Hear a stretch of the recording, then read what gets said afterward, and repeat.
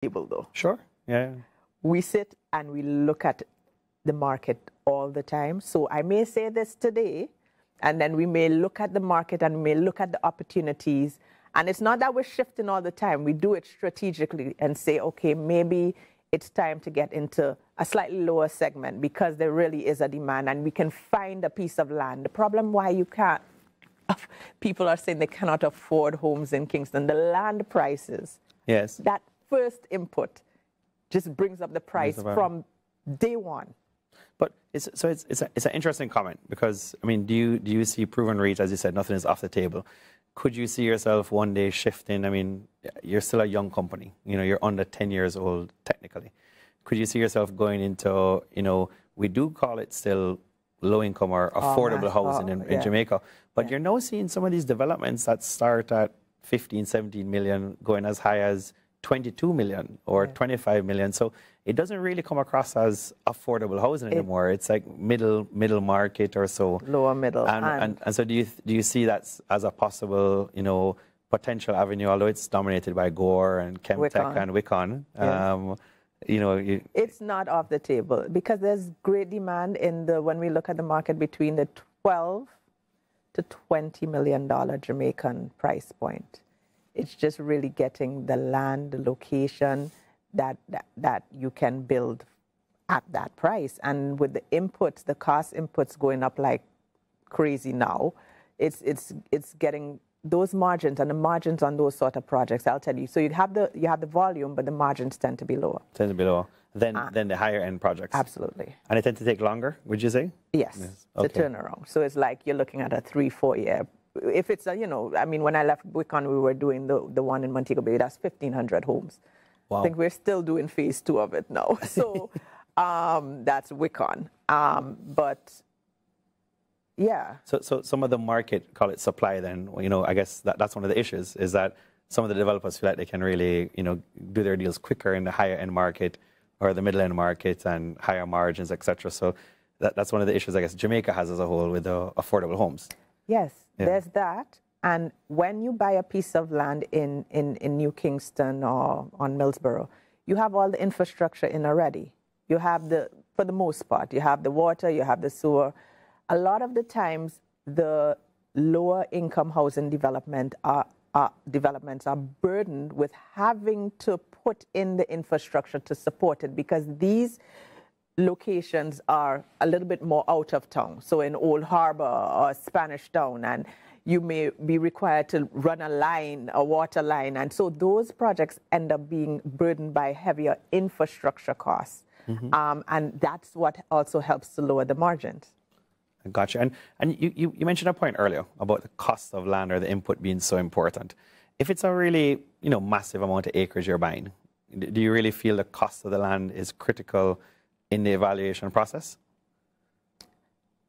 So it absolutely is based on the product you want and the planning criteria. So if fine, you're buying a big piece of land, but you can do a denser development and get your price point down, so because you're now going to be spreading that cost over more units, then So each opportunity that comes to the table, Mark, we have to run the analysis. We have to run the feasibility analysis because that's the thing that I actually like, that there's no one development that's like the other. That they're not all the same. They're not all the same.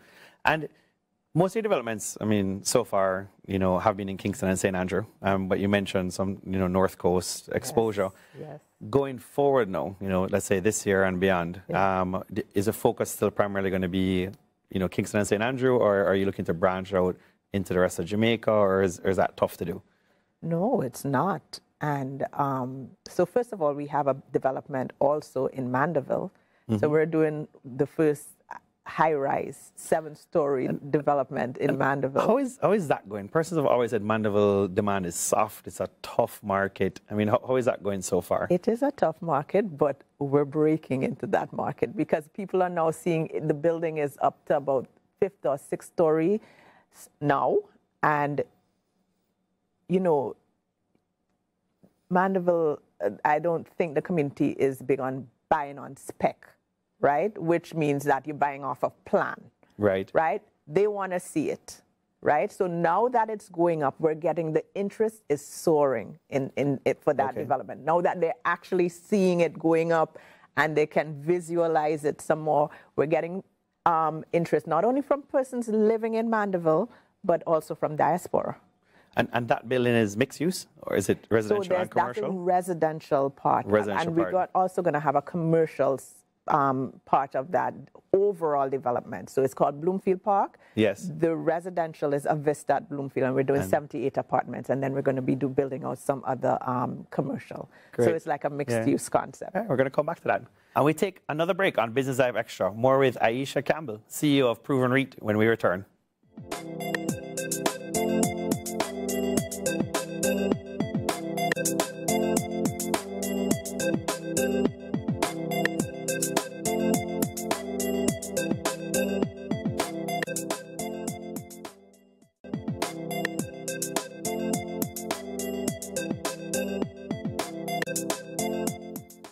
Welcome back to Business Live Extra. The asset class of real estate has been on everyone's mind, with the selling price per square foot of residential real estate moving in the past 1 to 2 years from approximately 25,000 Jamaican per square foot to as high as Jamaican 40,000 per square foot on selective developments in Kingston.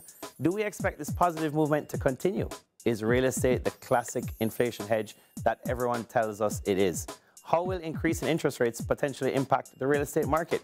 Proven REIT is a private company at this stage. Will they eventually list on the markets like their parent Proven Investments and allow investors to get direct exposure?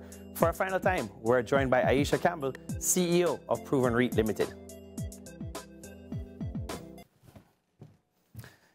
Aisha, welcome back. Thank you, Mark. We're just talking about the Mandeville development. Yeah. And would you say that building is a pioneer investment or a pioneer building in Mandeville? One of its kind, and it's groundbreaking for Jamaica. I think it's the first of its kind, the mixed use concept actually being executed is definitely the first of its kind in Jamaica, and that's what we do at Proven REIT. We really are looking to push the boundaries and do things that are new, different.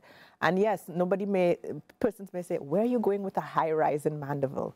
Right. But let me tell you, when you see the view of those mountains, you're like, yeah. And you know, what do you think as a real estate expert drove all of this kind of, like, call it skyscrapers in Jamaica or Kingston or Mandeville? I mean, what drove this whole phenomena to happen in the last couple of years? Land prices and densities, increase in allowance of densities. So because the prices of the land, particularly more so in Kingston, have escalated, have gone up so much over the last couple of years, in order for you to even create a product that the market can bear, you're going to have to go up. You're going to have to do the vertical construction and maximize the densities that are allowed for that land. Yeah. You know, I remember back in roughly 2000, 2005, you know, selling prices were maybe 10,000, 12,000 Jamaican a square foot, something like that. Yeah. And everybody was saying we're in a bubble again, you know, disaster is coming. Same thing at 15,000, you know, and the story goes on, 20,000, and now that we've had this, right, so now we've had this massive jump, of course, increase in steel prices, cement, lumber, and now we're at 40. And everybody, you know, even today, you know, 2-3 persons ask me, well, are we in a bubble? And everywhere you go. You know, is it the same story just repeating itself again, that, you know, prices will slowly but surely move higher and we're just really not in a bubble? Put it this way, I've been in the real estate industry for 21 years in Jamaica, right? I have never, not even in the 2007, 2008 financial crisis, seen property values decrease. They may level off, you may not have that same percentage increase in appreciation, right, but I have never seen that happen.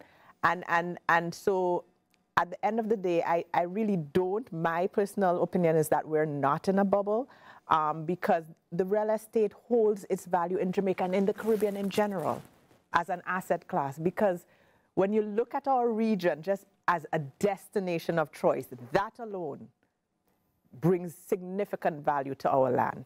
Right. And the reality is, I mean, and I'm sure you do examinations at, at Proven, and you have your statistics and analysis.